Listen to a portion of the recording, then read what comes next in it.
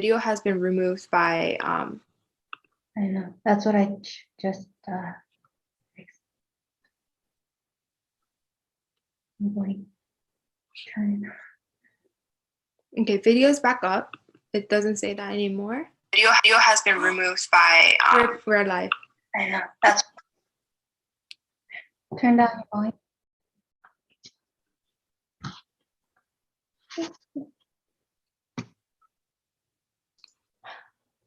All right, we are live. So, hi, my name is Jaehyun. I'm the Assistant Director of the Academic Counseling Services at NEK. I apologize for the slight delay. The ACS team here at NEK is here to help you navigate through these very demanding and somewhat confusing next 6 months of college applications. Joining me here today is Ms. Alice Choi, and we're going to be answering your questions about the personal statement, commonly referred to as the common application essay. So Ms. Alice? Hi everyone, my name is Alice and I'm the program coordinator for ACS at MEK. And Ms. Chae-An and I are very excited to welcome you to our YouTube Live. Without further ado, let's answer some of your questions. So why don't we start off by talking about what the personal statement is? Yeah, sure. So the personal statement is basically the first major essay and the first major milestone that students will have to surpass in the college application. The Common App gives you 7 prompts to choose from, but they all essentially ask the same exact thing. Who are you? This doesn't mean talk about 17 or 18 years that you're alive in 650 words. I find that, an essay that starts off at Englewood Hospital being born and ends with writing this essay, it becomes not only boring, but also not eye-catching. And the most effective essays I find, they talk about a singular instance, a singular moment, realization or challenge that has most affected you. For the most part, this one snapshot will be able to talk about your entire life much more effectively than talking about your entire life. So when we guide on the personal statement, we actually don't start off with the prompts. We start off with that big question, who are you? And once that essay is finished to our liking and to your satisfaction, we go back and choose the prompt that matches best to the essay. It's really surprising that no matter what students write, they always end up finding a prompt that applies. Keep in mind, though, that the personal statement is not school specific. It goes to all schools that you apply to. So it's very, very much about you and only you, not about why you want to go to school, not about why you qualify for a school, but about you as a person. Yeah, so Ms. Chae, why would you say the personal statement is so important? Well, think about it this way. Other than the essays, you submit your transcripts, your test scores, your resume, your teacher recommendations. But out of these materials, is there any other place other than the essay where you can talk about you on a truly personal scale in the way that you want? No, there isn't.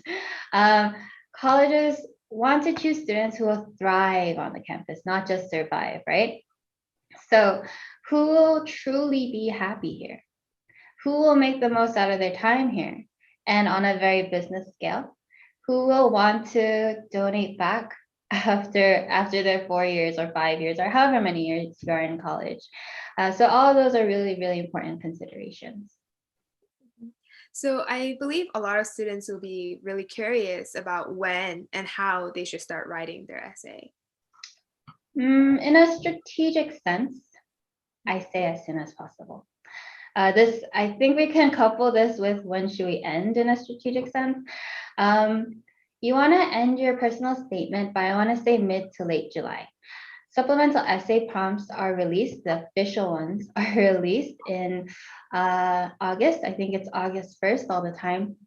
And so you want to finish before that in order to give yourself enough time to write really, really good essays for your early schools. Alice, I think you could talk a little bit more about how to start, right? Yeah, of course. So at MEK, we do things a little differently. We start by answering some brainstorming questions. The questions are designed to help the student organize your thoughts and prepare them for their essay meetings. And it helps them really have a clear sense of what to write about and what to start off with. But at the same time, during the meetings, they realized that what they wanted to write about isn't really where their story truly lies. So, students, you honestly really never know where your voice or your story will shine the brightest. And that's why we recommend that you have someone guiding you throughout the entire process. So, Ms. Chae, what would make a strong or weak personal statement? Like I said earlier, a strong personal statement does not attempt, right, to talk about 17 or 18 years in 650 words. Instead, like I said earlier, you should zero in on one instance, one moment, something that can show who you are. We always have the dialogue of show, don't tell. When you show instead of telling, you're showing a moment. You're not just writing in words about I am a dedicated student, but you are telling a story about how you were a dedicated student in this moment. We get this question very, very often. Should I talk about my extracurricular activities? I cannot say absolutely no to this because your extracurricular activities take up a lot of time in your 4 years of high school, and so I can't say that your extracurriculars don't say anything about you. However, keep in mind that most of the colleges that you apply to will have supplemental essays, especially if you're planning on applying to these top tier schools. They will definitely ask you about your extracurricular activities, and so take this opportunity, this very, very great opportunity to talk about what makes you singularly you. Yeah, I couldn't have said it any better. Colleges really look for your uniqueness. They really want to know if you're a right fit for their environment. So you have to really think about your personal statement as more than just a resume and rather than a condensed version of your personality and who you are in writing. Um, I guess we could kind of segue into the next question for there. Who should I share my essay with? Oh, this is a this is a question we receive a lot as well. So, as someone who's pretty experienced in college essays, I will say that you need to show someone who's also experienced in college essays. I would recommend that you share your essay with a small group of people that you really, really trust. Because college essay experience is not the most important qualification, actually. It's someone who knows you and someone who knows about that story that makes you singularly you. Your parents, a best friend, and you cannot leave out your MEK essay coach, right? Having this small group of people reading your essay may help with the editing process because you'll definitely have read your essay millions and millions of times before you finish it. So you'll want a second opinion. However, let's keep it to a second, right? Let's not make it a third, a fourth, a fifth, a sixth. We do want the best essay. However, it needs to be your essay, your voice. I agree. Writing an essay and editing an essay, they're two different processes. And most times, a lot of students really lose their voice when different people collaborate separately on the project. And MEK Review has a lot of experienced coaches who will guide you throughout the process. We will discuss the strengths and weaknesses of your essay and we will give you feedback. We won't stop editing until all of us are really happy with the project. So you and the essay coaches, your college counselor. It's honestly a collaborative process, and we do it because we really want the best outcome for our students. So I think now, I guess we can open up the floor to some live questions. If you guys have any, please write them down below in the chat and we will answer them as they come. I think our live Q&A is a little bit quiet today, but please do ask questions. We are here for you. Let's see. I think I can anticipate this one question coming up. So we're gonna go ahead and answer it. When do I stop editing my personal statement? And I think I can answer that as well. General timelines, right? Like I said, we want to say late July at the very latest. However, in terms of status-wise, there is no end to the creative process. Rather than thinking about when to or how to end the essay, start with a deadline. So again, late July. We can help you at MEK with managing deadlines to help discipline your essay experience. Reach out to us via email or phone if you want to learn more about our different ACS programs. I'll also be dropping my email and some more information, or a website for more information at the end of this Q&A. Here we have a question, Alice. Yeah, I think Christopher Raymond asked a really interesting question. Will sob stories take you far, or are they a dime a dozen?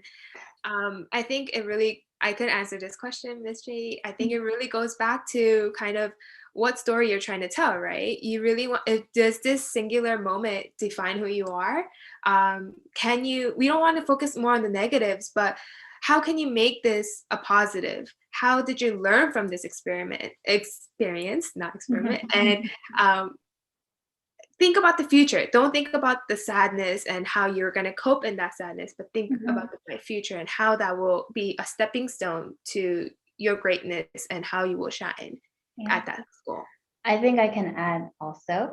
There was a really interesting study done a few years ago where they took personal statement prompts or topics, I want to say, not prompts, kind of by geographic location. So it was really interesting that a lot of East Coast students, they chose to write about tragedy. And so I guess that would be the sob story that you're kind of discussing here. It's inevitable for a tragedy, for a really negative experience to have had a really big impact on the students. So I will never say don't write about it. However, if you have nothing positive to say after it, then do not write about it. We don't want to end it off like, and so I am still sad. And so I have learned nothing, right? We want to figure out, okay, so how did you get up from this experience? Where did you find that closure? And how does that make you into a better person today? And so that is how we make those sob stories not a dime a dozen and really just singularly you. I think also to add, if you guys are thinking about talking about COVID, try not to, unless you could bring a unique perspective to COVID rather than just talking about how your life completely stopped because it happened to everyone. And that one would be dime a dozen. Definitely will be very stereotypical. Oh, Ms. J, we got another question from Ren. When do you start your personal statement? I think we said that earlier, but as soon as possible. If you're taking AP tests, I know right now is kind of the time when some students have finished their AP tests and some students have yet to take their AP tests. It's a really weird time right now. But if we give you kind of a more firm deadline, maybe second week or third week of June would be best. This way you can take basically a full month or even maybe a month and a half until your supplemental essay prompts come out, and you'll have a pretty firm idea of number one, who you are, because you just wrote about who you are, and then number two, how to mold those supplemental essays based on what you've already written.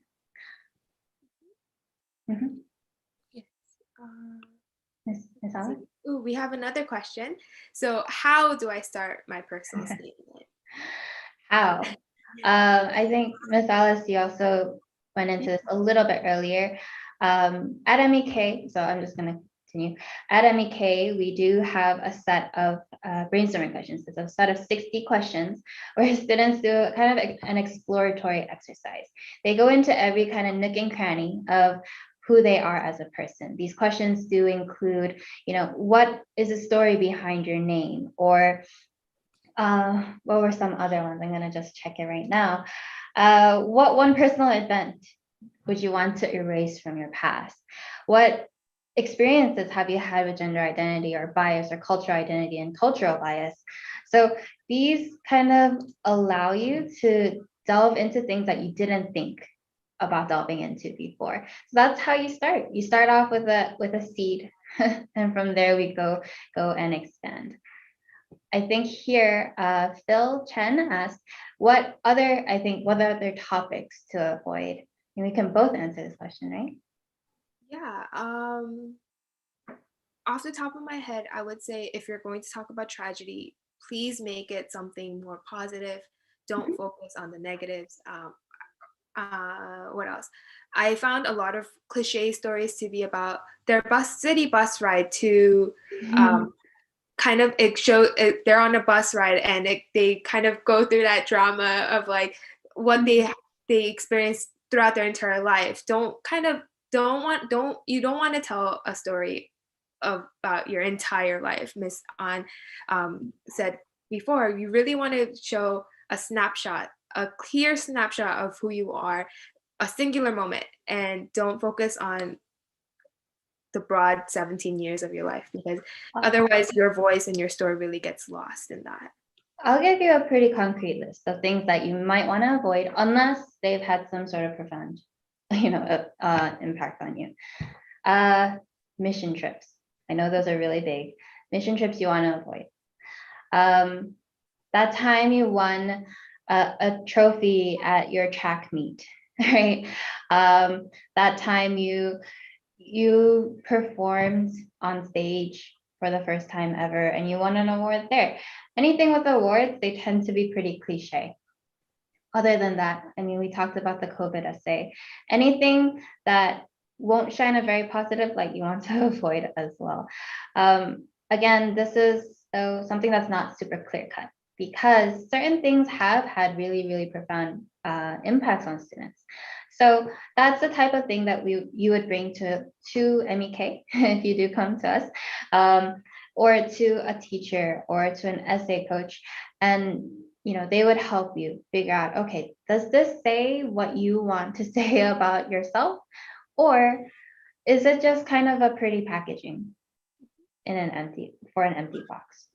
I think that's the one important part, is like, even though we say don't write about these stories, if you can give a unique perspective to this story, this cliche story, then go ahead, by all means, write about it.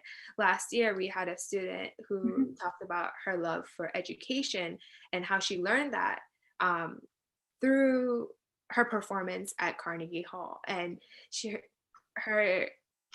realized how much she loved learning through music, and that's the reason why we pushed for this essay, because it showed a unique perspective on the performance, the mind-blowing performance that everyone talks about. She kind of coalesced music and education all together, which was very unique and not seen by many students before. I also want to say that if you are going to talk about these things, about community service, about your extracurricular activities, COVID, any of these more cliche things, try to make it less cliche. Let's just say, for that one student that Ms. Alice is talking about, she focused less on the performance itself. She focused on the music. So she was a trumpeter, and she basically talked about how she loved education, and she found her love for education through jazz improvisation, and how this improvisation, it requires a deeper level of knowledge, and that is what she aspires for.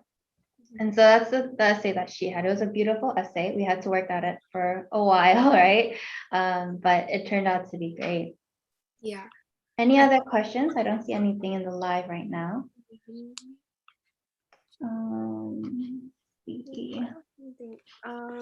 Let's see if there's any.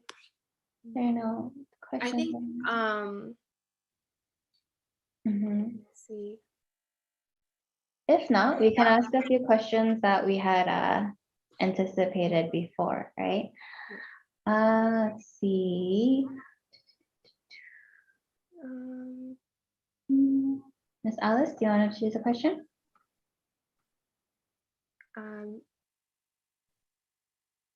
let's see. Yeah, why don't we ask this one? Oh, I Let's think we see. got a question. Oh, here. Oh, and Tony asked, would an essay about witnessing tragedy be something to consider and how it affected the student in their mindset and desire to help people? Oh, Interesting topic.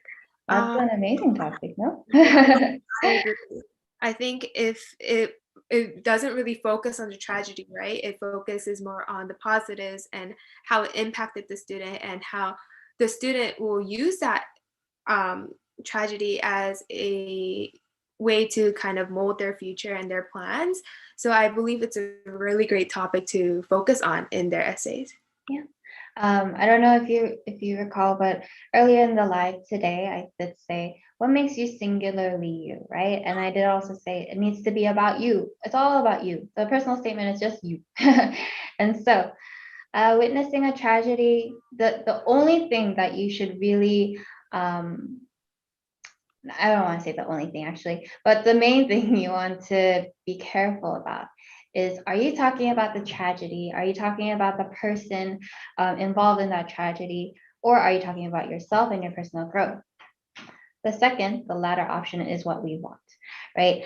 I had a student 2 years ago who wrote about her grandmother and about how her grandmother really, really, really inspired her, and how her grandmother's journey through the US and getting that citizenship, it was just so inspiring. And then by the end of this essay, we thought, wow, we would really like to choose this grandmother for admissions to this school, right? We don't want that. We want it to be something very much about you. Here, I also see, how should I choose a meaningful or original topic? That's a very hard question because it really differs for every student. Some students have it in them already. They already have something that they know they want to write about. However, for a lot of students, they don't, because, it's the normal high school life doesn't necessarily have many trials and tribulations built into it. I think it's tends to be a pretty smooth process. So in that case, again, it would be that exploratory exercise. One thing that I do recommend for students who want to start way, way early, a year or two in advance, is actually to journal and to have a diary. Because when you write down things in your everyday, you tend to figure out what you find really, really important about your day or about certain things, what really, for lack of a better word, ticks you off, or, what makes you sad, what makes you upset. So these are the things that end up being the seeds for these meaningful and original topics. So if you're starting right now and you're an 11th grader, I don't think it's too late. I think you should get a journal. Write in it every day, maybe twice a day, 3 times a day, as much as you can. Writing is, I want to say that writing is almost like a sport, in that the more you practice, the more you get better at it. Even the worst writers, I want to say, the more they write, the better they get, because they know what sounds good and what sounds bad. And that's the type of training that you want to do. I think I could add on to that. So if you want to really train yourself, a lot of practice writers really have like a specialized time. They only write from 5 a.m. to 6 a.m. and they don't do anything else after that. Or another thing, what I would recommend my students is always try to write about a mundane subject. Maybe about how you went to the grocery store, or you you went on a walk at a park. It's these little mundane tasks about journaling, or whether it be just writing, will really help you develop your craft and showcase your voice a lot better. Again, we are really trying to create this voice and support you. You have to in order for us to help you, you need to have a sound voice. And through journaling, it will help you create that sound voice. Yeah. Also, sorry, I know that kind of adding a little too much. Read. From the end of your APs until the beginning of the summer, you probably have about 3 weeks at the least. read a book. And I don't mean a science fiction or a dystopian novel. I mean a set of short stories, short essays, something that would kind of go more into the genre that you would write in for your college essay. And the reason why I say that is because whenever you read, I mean, we are social beings. We always try to find something that rings within us. And usually that thing that rings within us rings because we have some sort of what do you call it? We share a commonality. And then that could also become inspiration for your next essay. Yeah, I would also add, if you guys want some more inspiration, not just short stories are great, they're a great aspect, but also reading coming of age stories. Again, you guys are very young and you guys are coming of age. And if you guys consider this essay as a coming of age, mini coming of age story, it will also help you give a guide to what you want to write about. And Ms. Chi, I think we have one more question. Does my personal statement have to be relevant to the programs where I apply? Really good question. Again, this isn't always clear cut. And the reason why I say that is because some students have really, really clear career goals. They want to be a doctor, they want to go into law.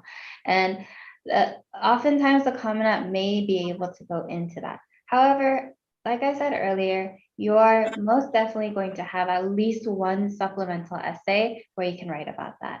And you don't want to waste this opportunity on writing about why you want to be a doctor unless that is something that is so, so, so essential to who you are as a being. Like I said before, the Common App is not school specific. So this also means that if a school doesn't have the program that you say that you want to be in, then already the Common App is something that they won't want to really consider so much. You'll lose points already. So to be safe, just make it about you, not about the program. I think that's about time. Let's see. I think we're gonna stop here today. I hope this has been a very enlightening experience, especially as you guys begin this very stressful time. We hope that we can be a very great resource for you, and we hope to see you in our Zoom meetings or in our in-person meetings in the next few weeks. Yeah. Sorry, I'm going to answer this one question right before we close. Can I use the same personal statement for every school I'm applying to? You will use the same personal statement for every school that you apply to. It's not part of the school specific application, but it's part of the common application. And so to answer that question really, really briefly, if you do want more information about our college counseling programs, I'm dropping my email address right about now. So you could definitely use that to contact me directly. Also, if you give me one quick second, I'm also dropping the URL of some more college admissions counseling program information. So you could use that link to read up on our programs, on what we offer, and also kind of submit that first inquiry as well. We definitely try to make meetings with every student that starts with us at ACS. So we will definitely want to see you in our Zoom meetings before we get started with really anything. We're planning on returning to the YouTube Live in July with more information about supplemental essays. So stay updated with our promotional emails and our social accounts. You can sign up for our promotional emails if you haven't already on our website by submitting a Contact Us form on the Contact Us page. And our social accounts, I will also be dropping into the chat right here. So Ms. Alice and I want to thank you for tuning in today and have a great day. Thank you. Bye-bye.